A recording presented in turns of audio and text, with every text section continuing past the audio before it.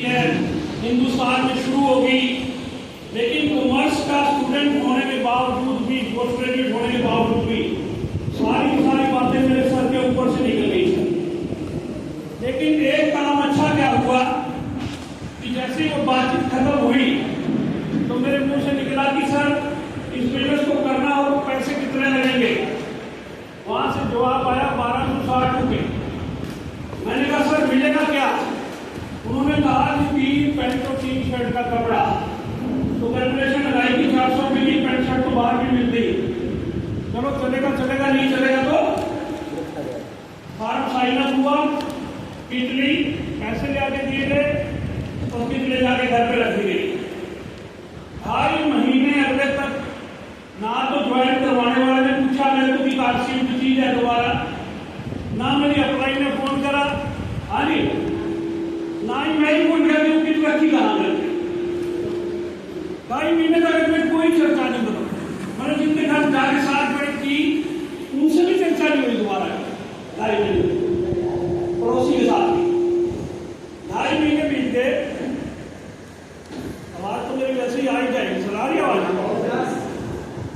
अच्छा 2.5 महीने बीते, मेरे पास एक फोन आया। देखो जब किस्मत किसी खुलनी होती है ना सर, फोन आया राकेश शर्मा जी का और मुझे कहा गया कि आप कल कहाँ हो? मैंने कहा सर घर पे हूँ, संडे का दिन, संडे को ये छुट्टी होती थी हमारी फैक्ट्री से। उन्होंने कहा कि कल कैथल शहर के अंदर आ जाओ, एक मीटिंग हो रही है। तो मैंने कई बहाने लगाए सर, हाँ जी, शुरू में हर आदमी लगाता है ना बहाने, मीटिंग में जाने के लिए बहाने लगाता है। मैंने कई बहाने लगाए, लेकिन राकेश सर का फॉलो इतना तगड़ा था कि कई बहानों के बावजूद भी बार बार कॉल करते रहे। और 10, 15, 20 बार जब उनकी कॉल आ गई तो मैंने सोचा यार बंदा इतनी बार कह रहा है, तुम जाके आते हैं, है ना। जब बार बार कोई कह रहा है ना तो फिर आदमी सोचता कि चल यार क्या होगा। मैं एक मीटिंग देखने चला गया कैथल शहर के अंदर। कैथल शहर के पंचायत भवन में वो मीटिंग चल रही थी। खचाखच भरा हुआ हाल, जगह मिली नहीं बैठने की, स्टेज की साइड खड़ा था मैं। मीटिंग चल रही थी आदमी किसी छावड़ा साहब की, पूरा मोटिवेशन चल रहा सर, पूरा एजुकेशन चल रही। अब जब पहली बार गया ना आरसीएम की मीटिंग में और मेरे समझ में कुछ भी मैं देख रहा भी तालियां क्यों बजा रहे हैं, सीटियां क्यों बजा रहे हैं, म्यूजिक क्यों चलने लग जाता है थोड़ी देर के बाद। मैं बड़ा अचंभित हुआ उस चीज को देख। लेकिन उसी मीटिंग में एक बहुत शानदार सेशन आया। अभी रॉयल्टी कीवर बुलाए गए थे सर स्टेज पे, वहां रॉयल्टी कीवरों को बुलाया गया। एक रॉयल्टी कीवर के हाथ में माइक आया, माइक। उसने जो है मैसेज क्या दिया कि मेरा नाम कश्मीर नेहरा है, मैं जींद के पास एक छोटा सा गांव है लिप्टन कलां, जहां का मैं रहने वाला हूं। मैं पिछले 15 साल से खेत में हल चला के खेती करता हूँ और पिछले 1.5 साल से आर्ट्समेंट करता हूँ खेती के साथ साथ, और मेरी पिछली महीने की इनकम 25,000 रुपये है। मुझे बताया मुझे कैसे बताया। फिर उसने कहा कि इस हाल में जितने लोग बैठे हैं आप सब में ज़्यादा पढ़ा लिखा मैं हूँ। तो मैं भी ध्यान से देखने लग गया। मैं क्या भी हो सकता PhD कर रखी हो सकती, किसी के चेहरे में थोड़ी क्या लिखा होता है आदमी, है ना। तो पोस्ट ग्रेजुएट में था, मैं ध्यान से देखने लग गया। उन्होंने कहा कि इस हाल में जितने लोग बैठे हैं उन सब में पढ़ा लिखा मैं हूँ। फिर उसने कहा कि मैं अपनी क्वालिफिकेशन बता दूं क्या? तो लोगों ने कहा कि बता दो। उस आदमी ने ठेठ हरियाणवी भाषा में स्टेज से कहा कि मैं 6ठी क्लास फेल हूँ। हाँ जी, बात समझ आ रही है सर कि मैं 6ठी क्लास में फेल हुई, ये मेरी क्वालिफिकेशन है। अब वो बंदा कह के तो चला गया, लेकिन बात सीधी यहाँ ठिकाने पर लगी आती। हाँ जी, बिल्कुल आए दिमाग में जहाँ लगनी चाहिए थी वहीं लगी। थोड़ी देर बाद ब्रेक होता है उस मीटिंग में। मैं राकेश शर्मा जी को नहीं ढूंढा, प्रमोद जी को नहीं ढूंढा जिन्होंने ज्वाइन कराया था। मैं सीधा नेहरा साहब के पास चला गया। मैंने कहा सर एक बात सही बताना कि क्या इस बिजनेस में 25,000 रुपये महीना आ सकता है? हाँ जी, भाई जिस आदमी ने अपने जीवन में 5,000 रुपये महीना कमाया हो तो 25,000 तो बहुत बड़ा अमाउंट था ना। 25,000 अपने आप में बहुत बड़ा अमाउंट था उस जमाने के अंदर मेरे लिए। उन्होंने मेरी तरफ बड़े ध्यान फिर बोले कि आरसीएम की मीटिंग में पहली बार आए हो क्या? उन्होंने कहा। मैं कहा हाँ सर पहली बार आया। उन्होंने ऐसे जेब से निकाला एक लिफाफा, क्योंकि चेक आते थे पहले शुरुआती दौर में आरसीएम से।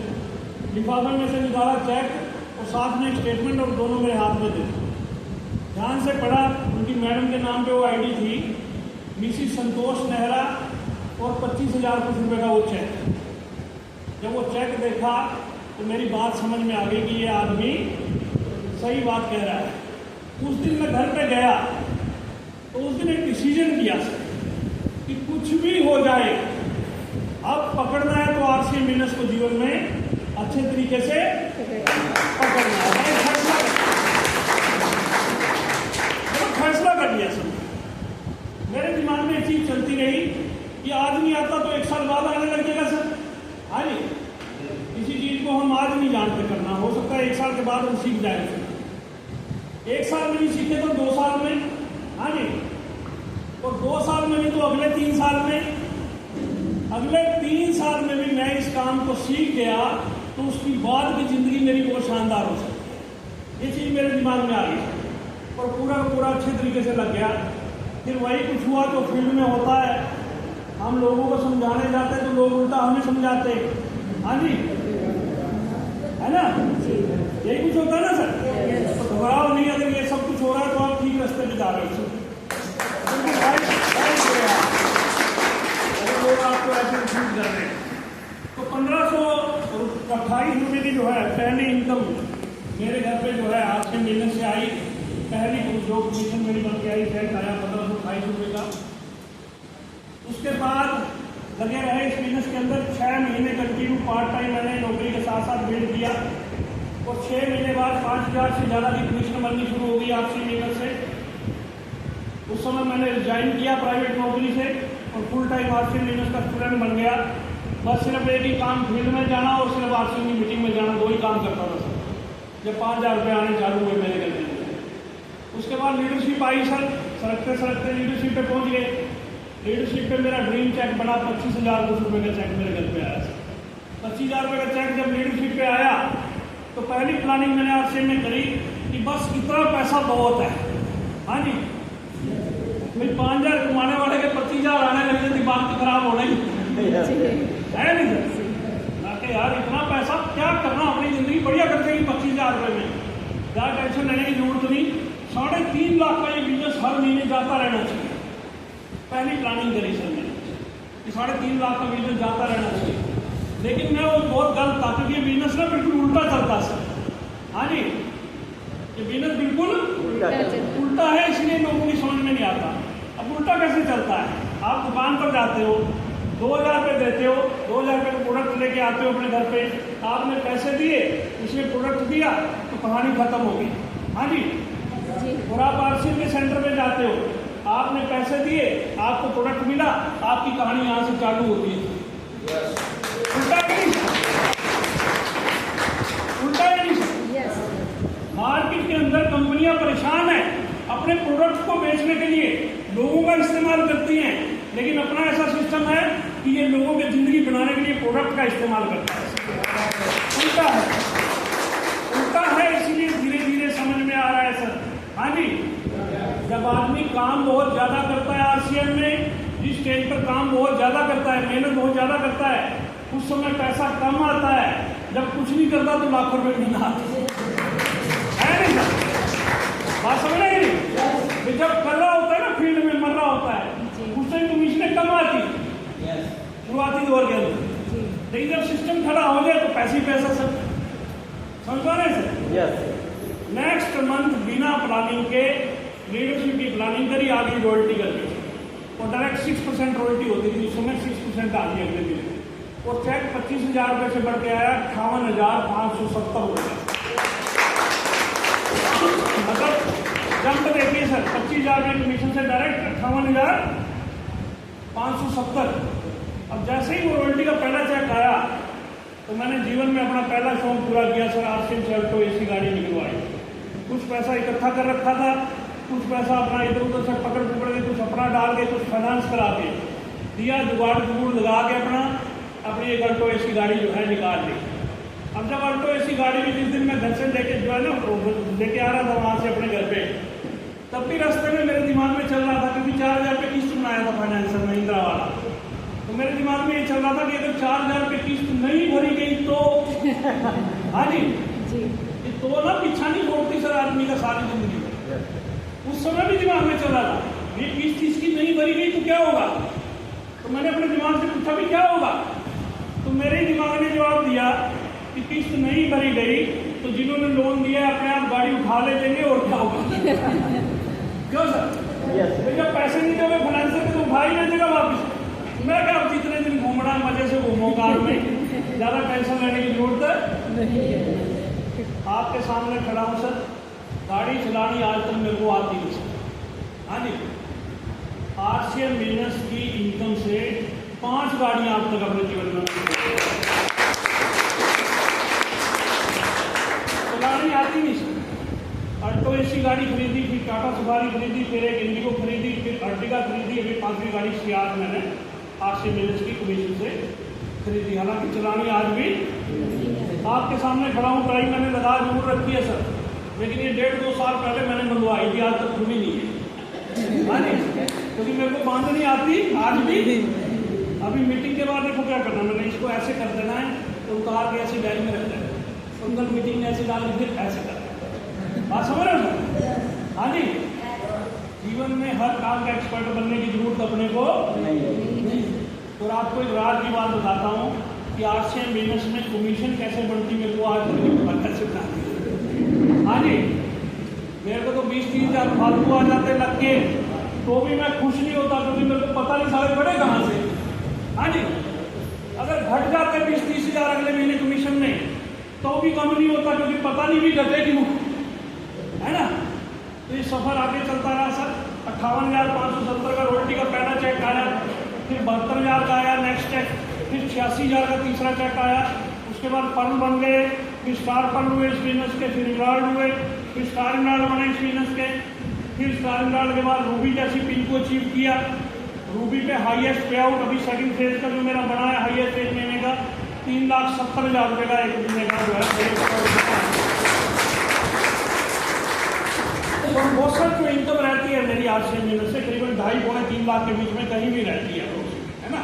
2.5 लाख 3 लाख के आसपास जो है बीच में कहीं भी चली जाती है। अभी जैसे पिछले महीने की 2,60,000 फाइनल हुई, उससे पहले महीने की 2,85,000। मैंने कहा कि जब अपने को पता नहीं कि बड़ी क्यों और घटी क्यों, तो ज़्यादा टेंशन अपने दिमाग पे है नहीं, अपने को जितना ही चाहिए वो पैसे दे देते कंपनी वाले, है ना। तो बड़े शानदार काम के अंदर आप हैं, बड़े शानदार सिस्टम के अंदर आप हैं। एक बार आपने इस सिस्टम को खड़ा कर लिया तो ये ऐसा कल्प वृक्ष है कि आपके आने वाली पीढ़ियों को भी इतना पैसा देगा कि आप सोच भी नहीं सकते। कारण ये है कि आज जो बिजनेस आ रहा है ना, वो मेरी वजह से बिल्कुल नहीं आ रहा। हाँ जी, आज हम फील्ड में जाके काम इसलिए करते हैं कि घर बैठे बैठे ना बीमार हो जाए। तो सर बात समझ रहे हो? घर बैठे तो घर जंग लगेगा आदमी को। फील्ड में जाएंगे, 2 लोगों से मिलेंगे, बात करेंगे, अपने डिस्ट्रीब्यूटर से बात करेंगे, कुछ अपना हमारा भी सिस्टम जो है वो ठीक चलता रहेगा। तो इसलिए हम लोग फील्ड में काम करते हैं। ये चीज़ दिमाग से उतर गई कि भी काम नहीं करेंगे एक भी दिन। पीछे कोरोना काल इतना बुरा समय आया सर, लगभग 2 साल एक भी दिन कोरोना काल में मैंने जाकर फील्ड में एक भी दिन काम नहीं किया कोरोना काल के दौरान। लेकिन कोई महीना ऐसा नहीं था जब मेरे घर पे आने वाली इनकम कभी 6 अंकों से नीचे आई। हाँ जी, सारा सिस्टम बंद, कंपनी बंद, दुकानें बंद, कर्फ्यू लगे हुए, फिर भी लोग खरीद रहे हैं, बिजनेस बढ़ रहा है, अपना काम हो रहा है। हाँ जी, एक और समझे, मतलब महामारी प्रूफ बिजनेस है, महामारी प्रूफ। अगर आपने इसको सेट कर दिया ना, कल को कोई महामारी भी आ गई तो भी ये बिजनेस चलता है, इसने प्रूव कर दिया है। तो इस काम को करना चाहिए, अपने को सीखना चाहिए। आज कुछ जानकारियाँ आपके साथ शेयर करूँगा इस बिजनेस की, जो भी मेरा एक्सपीरियंस है उसके आधार पे। आप सबका स्वागत करता हूँ आज की इस मीटिंग में। अभी थोड़ा सा ध्यान अपना मीटिंग में रखें तो ज़्यादा बढ़िया रहेगा सर। देखिए, हिंदुस्तान में आज 450 कंपनियाँ हैं गवर्नमेंट की साइड पर। अभी ये सारा system ministry of consumer affair के नीचे चला गया था। गवर्नमेंट ने जो है मिनिस्ट्री ऑफ कंज्यूमर अफेयर को डिपार्टमेंट दे दिया डायरेक्ट सेलिंग का, वही देखती है। आप मिनिस्ट्री ऑफ कंज्यूमर अफेयर की साइट पे जाके सर्च करोगे कंपनियां, करीबन 450 और 450 के बीच में कंपनियां हैं जिनको सरकार सही मानती है, जो गवर्नमेंट की परमिशन से चल रही है आज की डेट में इंडिया, जिनको गवर्नमेंट सही मानती है, लेकिन उन 450 कंपनियों में किसी भी कंपनी का आप नाम जानते हो, आपने नाम सुना हो, हिंदुस्तान की एक भी कंपनी ऐसी नहीं है जो अपने नाम के आगे, अपने मोटो के आगे ये चीज लिख सके कि हम सबका एक ही मकसद है, नए भारत का निर्माण। सुना सर किसी कंपनी में? नहीं। दुनिया भर की कंपनियां लोगों ने देखी होंगी, लेकिन ये बात लिखने के लिए कलेजा चाहिए। हाँ जी, क्योंकि किसी का भला करना आसान काम नहीं होता। आप लिख रहे हो नए भारत का निर्माण, मतलब कितनी बड़ी चीज है सर। तो एकमात्र कंपनी हिंदुस्तान की जो नए भारत के निर्माण के लिए काम करती है। और आरसीएम के 3 मुख्य उद्देश्य ऐसे हैं सर: स्वास्थ्य रक्षा, महिला सशक्तिकरण और स्वावलंबन। स्वास्थ्य यानी लोगों की हेल्थ अच्छी करना, महिला सशक्तिकरण महिलाओं के लिए काम करना, महिलाओं को अपने पैरों पर खड़ा करना, और स्वावलंबन लोगों को ईमानदारी से अपने पैरों पर खड़े होकर पैसा कमाने का जरिया देना। हाँ जी, कैसे हैं उद्देश्य आरसीएम के सर? बढ़िया उद्देश्य है। अच्छा देखिए, आपको आरसीएम समझ में आए या ना आए, मैं आपको एक चीज कहता हूँ, ये अखबारें पढ़ रहे हैं सर, ये अखबार पढ़ पा रहे हैं सर, अखबार की कटिंग। हाँ जी, चाय पत्ती में चमड़े का बुरादा, घी और मिसाले में भी डुप्लीकेट है मार्केट में मौजूद हर चौथा एफएमसीजी प्रोडक्ट। हाँ जी, ये पढ़ पा रहे हैं सर? Yes, मैं कहता हूँ आरसीएम समझ में आए या ना आए, अगर आरसीएम के प्रोडक्ट रेगुलर रूप से आपके घर में जाते रहे, हाँ जी, इस चीज की गारंटी है कि आपके घर में आने वाला प्रोडक्ट कभी डुप्लीकेट नहीं हो सकता, ओरिजिनल क्वालिटी का होगा। और अगर ओरिजिनल प्रोडक्ट आपके घर में जाएगा तो आपके पूरे परिवार की सेहत को अच्छा करेगा सर, लाखों रुपए आपके डॉक्टरों से बचाएगा, और खरीदारी से लाखों रुपए आपकी सेविंग होगी सर पूरी जिंदगी में इस दुकान से। हाँ जी, मैं कहता हूँ 1 रुपया भी ना आए, क्या आपने को आरसीएम की दुकान छोड़नी चाहिए सर? मेरे पास समझ पा रहे हैं सर? yes, sir. भाई ये जो स्थिति है ना समाज की, आप उसको देख के चलो सर। ये देखिए कैसी कैसी जो है खबरें आ रही हैं, ये दिखाई दे रहा है सर? सही। Yes, sir. अभी पंकज सर बैठे हैं हमारे बीच में, देखिए हरमोई के डेयरी फार्म का 17,000। हाँ जी, बात समझ रहे हैं? जिस फैक्ट्री में 1 लीटर दूध नहीं आया, वहाँ 2 साल से रोज हजारों लीटर घी बन रहा है। हाँ जी, बात समझ पा रहे हैं? ये अखबारों में हम रोज पढ़ रहे हैं, अलग अलग अखबार में टाइटल अलग होता है, लेकिन खबर ऐसी होती है। समझ रहे कि नहीं? आपको कुछ भी आरसीएम में समझ में ना आए, एक बात याद रखना कि अगर आरसीएम में आने के बाद भी आपके घर में किसी और कंपनी का प्रोडक्ट आ गया तो आप अपने आप से धोखा कर रहे हो, किसी अप्लाई से धोखा। अप्लाई का तो घर ठीक चल रहा है। हाँ जी, क्यों सर? थोड़ा और आगे चलते हैं सर। देखिए, मिनट 18% खाद्य उत्पाद खरे, 18% खरे तो 82% नकली हो गए सर, यही तो मतलब हुआ ना सर? हाँ जी, नकली खड़ी डिटर्जेंट बनाते थे। अगर आपको आज के समय में मिलावट से अपने परिवार को बचाना है तो आपके सामने सिर्फ और सिर्फ एक ही दुकान है, आरसीएम की दुकान, ओनली वन आरसीएम की दुकान।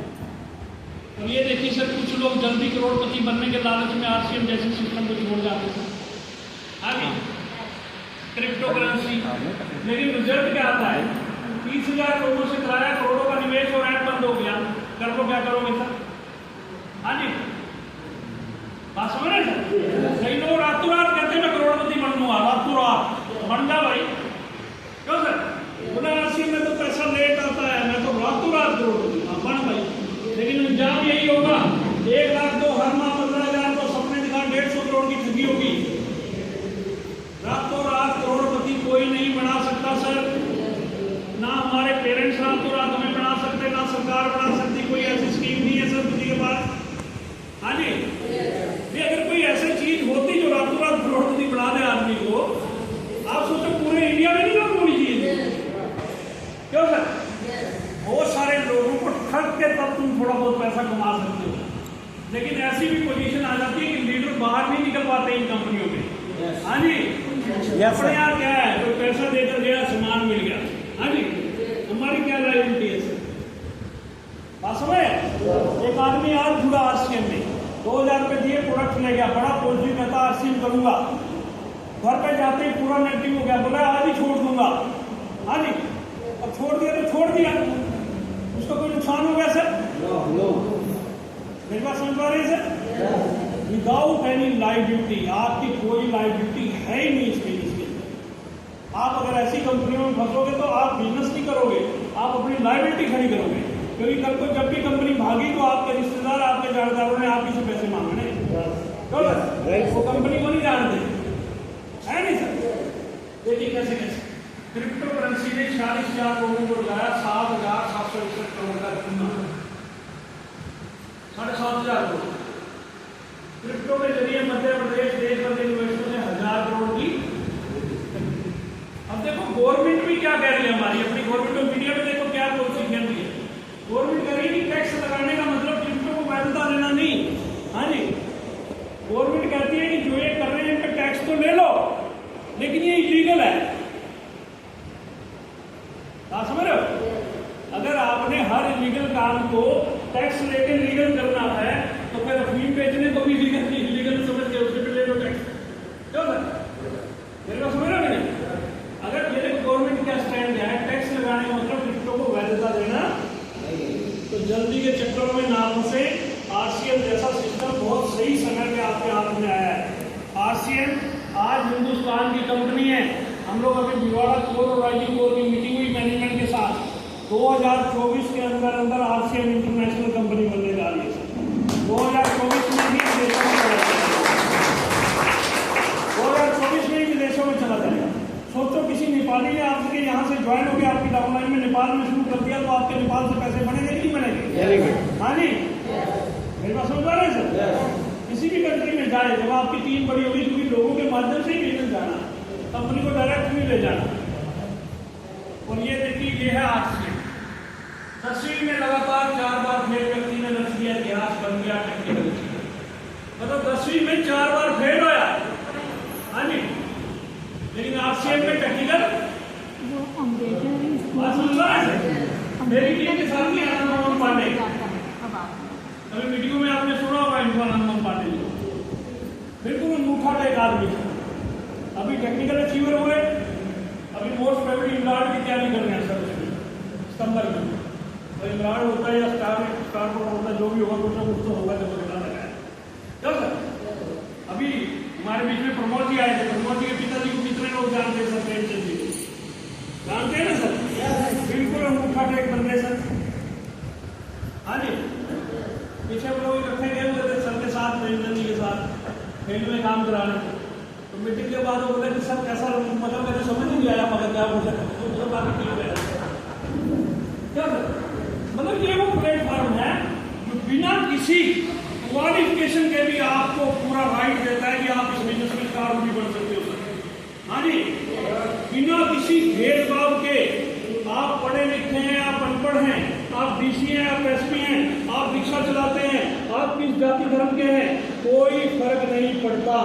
अगर आपने इरादा कर लिया और आरसीएम का हाथ पकड़ दिया तो आरसीएम बहुत दूर तक आपको ले जाने के लिए तैयार है, बहुत दूर तक, बिना किसी भेदभाव।